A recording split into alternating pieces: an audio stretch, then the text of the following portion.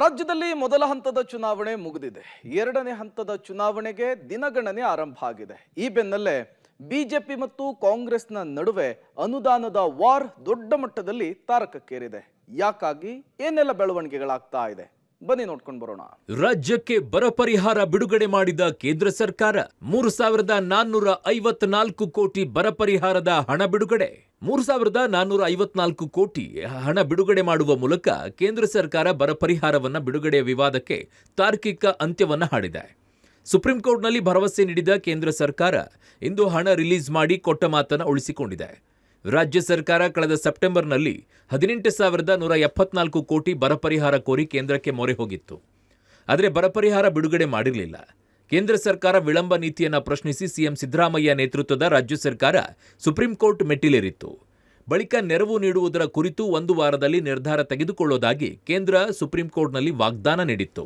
ಭರವಸೆಯ ಬೆನ್ನಲ್ಲೇ ರಾಜ್ಯಕ್ಕೆ 3,454 ಕೋಟಿ ಬಿಡುಗಡೆಗೆ ಅಸ್ತು ಅಂದಿದ್ದು, ಶೀಘ್ರದಲ್ಲೇ ಈ ಪರಿಹಾರ ರಾಜ್ಯಕ್ಕೆ ವರ್ಗಾವಣೆಯಾಗಲಿದೆ.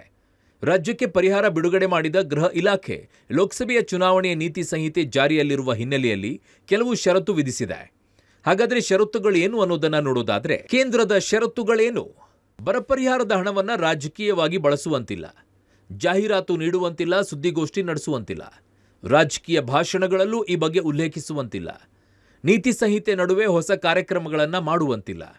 ಈ ನಿಯಮಗಳ ಉಲ್ಲಂಘಿಸುವುದು ನೀತಿ ಸಂಹಿತೆಯಾಗಿದೆ ಅಂತ ತಿಳಿಸಿದೆ.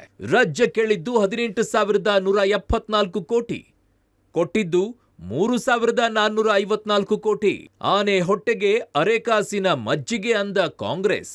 ಇಷ್ಟು ದಿನ ಪರಿಹಾರ ಬಿಡುಗಡೆ ಮಾಡಿಲ್ಲ ಅಂತ ಬಿಜೆಪಿಯನ್ನ ಟೀಕಿಸುತ್ತಿದ್ದ ರಾಜ್ಯ ಕಾಂಗ್ರೆಸ್ ಈಗ ಕೊಟ್ಟಿರುವ ಪರಿಹಾರ ಕಡಿಮೆಯಾಗಿದೆ ಅಂತ ವಾಗ್ದಾಳಿಯನ್ನ ಮಾಡ್ತಾ ಇದೆ. ಈ ಬಗ್ಗೆ ಮಾತನಾಡಿದ ಕಂದಾಯ ಸಚಿವ ಕೃಷ್ಣ ಬೈರೇಗೌಡ, 18,172 ಕೋಟಿ ಪರಿಹಾರಕ್ಕೆ ಮನವಿ ಮಾಡಿದ್ವಿ, ಆದರೆ 3,454 ಕೋಟಿ ಕೊಟ್ಟಿದ್ದಾರೆ. ಅಲ್ಪ ಪ್ರಮಾಣದ ಹಣ ಕೊಟ್ಟು ಮಲತಾಯಿ ಧೋರಣೆ ಮಾಡಿದ್ದಾರೆ ಅಂತ ಕಿಡಿಕಾರಿದ್ರು.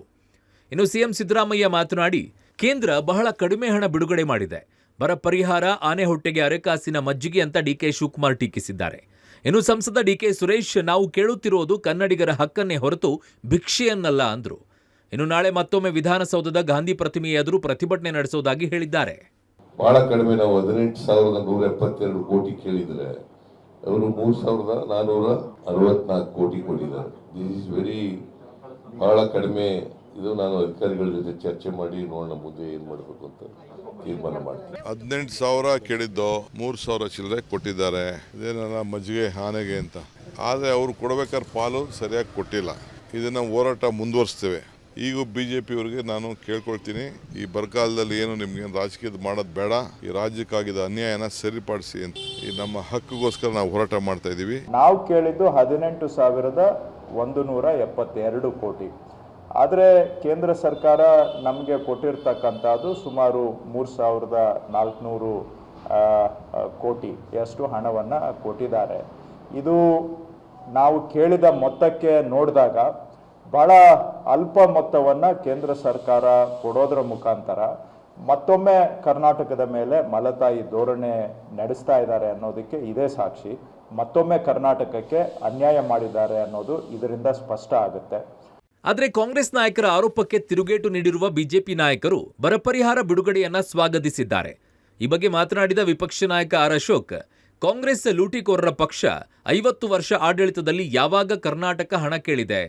ಯುಪಿಎ ಸರ್ಕಾರ ಎಷ್ಟು ಬಿಡುಗಡೆ ಮಾಡಿದೆ ಹೇಳಿ? ಅನುದಾನ ತಾರತಮ್ಯ ಮಾಡಿದ್ರೆ ನಾವೇ ಬಂದು ಕ್ಷಮಾಪಣೆಯನ್ನ ಕೇಳ್ತೀವಿ ಅಂತ ಸವಾಲ್ ಹಾಕಿದ್ರು.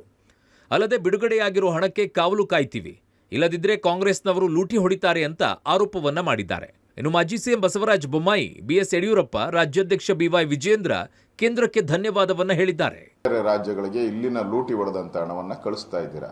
ಇದು ಬರಕ್ಕೆ ಸಂದರ್ಭ ಬಂದಂತ ಹಣ. ಇದರಲ್ಲೂ ಏನೇನ ಕೈ ಚಳಕ, ಇದನ್ನ DBT ಮುಖಾಂತರನೇ ಕಳಿಸ್ಬೇಕು. ಆದರೆ ಇದರಲ್ಲೂ ಏನಾನ ಕೈ ಚಳಕ ಮಾಡಿ ದುಡ್ಡು ಹೊಡೆಯೋ ಅಂತ ಕೆಲಸವನ್ನ ಮಾಡಬಾರ್ದು. ನಾವು ಇದನ್ನ ಕಾವಲು ಕಾಯ್ತೀರಿ. ಬರದಲ್ಲಿ ನೊಂದಿರ್ತಕ್ಕಂಥ ರೈತರಿಗೆ ಅವರ ಅಕೌಂಟ್ಗೆ ನೇರವಾಗಿ ಸೇರಬೇಕು.